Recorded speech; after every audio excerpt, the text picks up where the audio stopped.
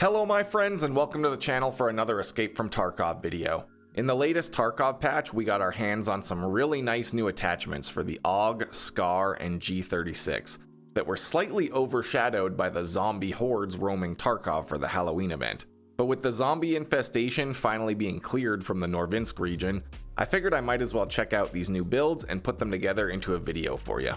Overall, these new attachments actually do a pretty solid job at improving the G36 and the SCAR, and now we can make the AUG even better than it already was, so I would say the new parts are a pretty big win for anyone who likes these weapons.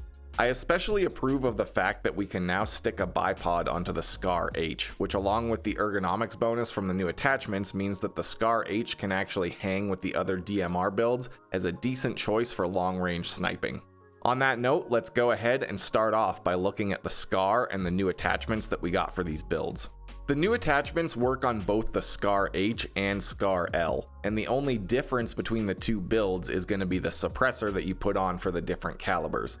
In this video, I'll be focusing on the SCAR H because overall I think the new attachments benefit that setup the most.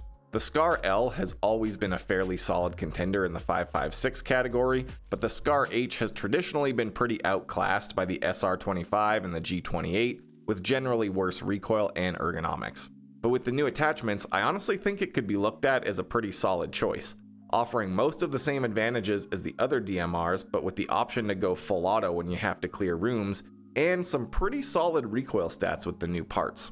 The first new attachment that we get to look at is the CASV SCAR handguard, which can replace the M-LOK rail extension that was previously the only handguard upgrade the SCAR had. The CASV handguard gets you better recoil reduction by itself, but you can also add an extension to this handguard as well that lowers the recoil even further, making it a straight up improvement for the most part, though it is slightly heavier. This handguard takes CASV rails, and then you can add on tactical devices like this RVG foregrip and an X400 flashlight. Next up for new attachments on the SCAR, we have another pretty big improvement in the VLTOR VSS11 polymer stock, which once again is a straight upgrade from the normal collapsible stock with better recoil and ergonomics. There's also a few options to use buffer tube stocks on the SCAR now, but I found that even with the best buffer tube and stock combination, this VLTOR stock was just better. So with these new attachments on the SCAR H, next I just add the KAC QDC muzzle brake kit and the PRS QDC suppressor as a muzzle device. I also add the Grawl S pistol grip for the big ergonomics bonus, and then a pair of backup iron sights for 2 more ergonomics as well. With this setup, I end up with 65 vertical recoil and about 35 ergonomics depending on the scope. Now before I move on, I just want to quickly cover how you can get a bipod on the SCAR now. Unfortunately, I'm pretty sure it doesn't work on the new handguard, but if you use the old MREX M-LOK rail extension, you can use the M-LOK bipod adapter on the bottom rail.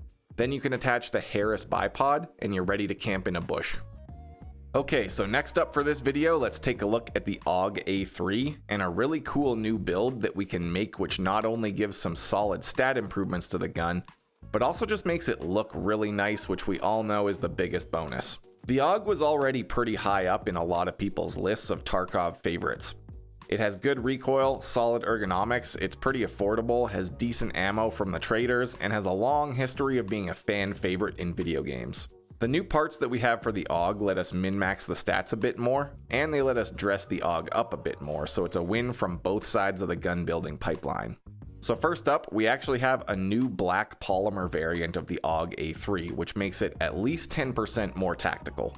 On top of this, we have a new receiver, the AUG A3 VLTOR receiver, which gives a pretty significant boost to ergonomics and recoil.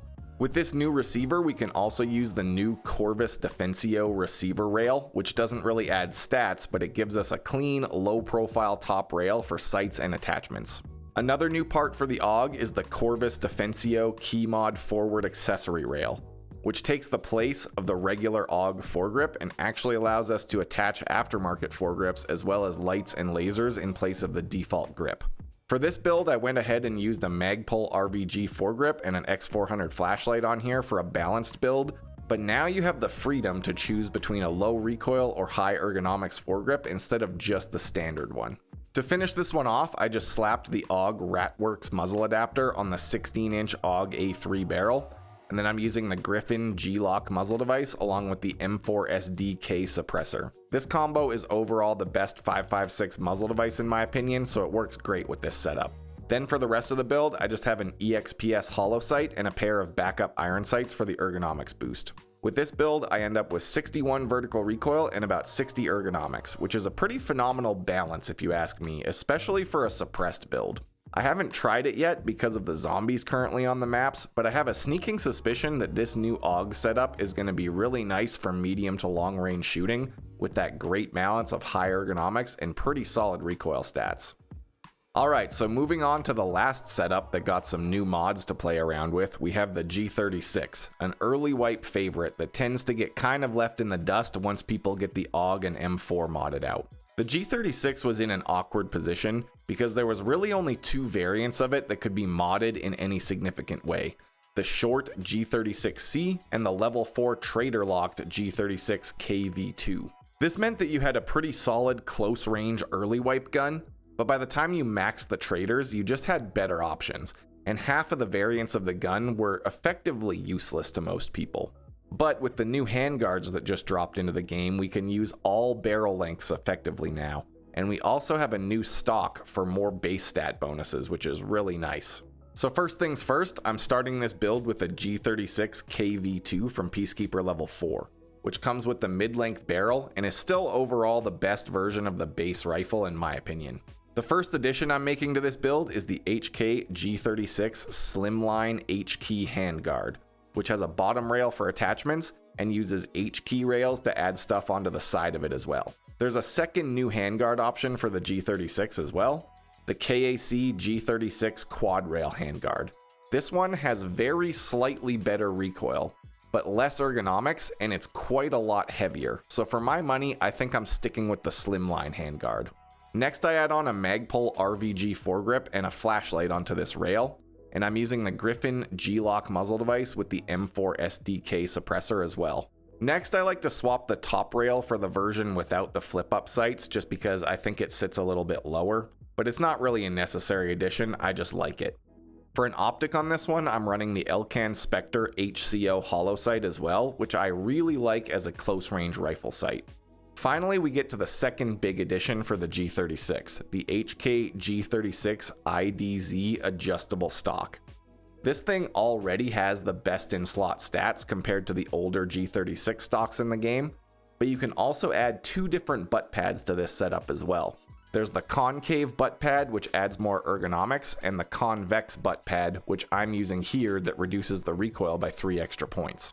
With this setup, I hit 53 recoil and about 47 ergonomics, which almost puts the new G36 build on par with some pretty solid M4 builds in terms of base stats.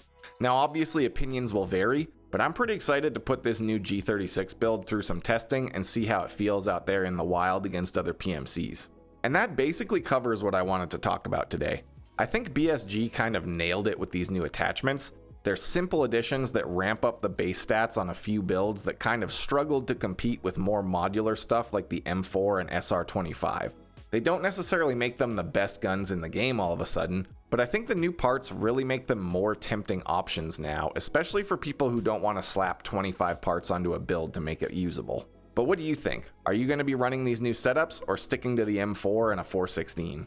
I hope you enjoyed the video. I have a link to my Twitch stream in the description for anyone who wants to come check out some Tarkov gameplay live. And until next time, stay safe in Tarkov City, everyone.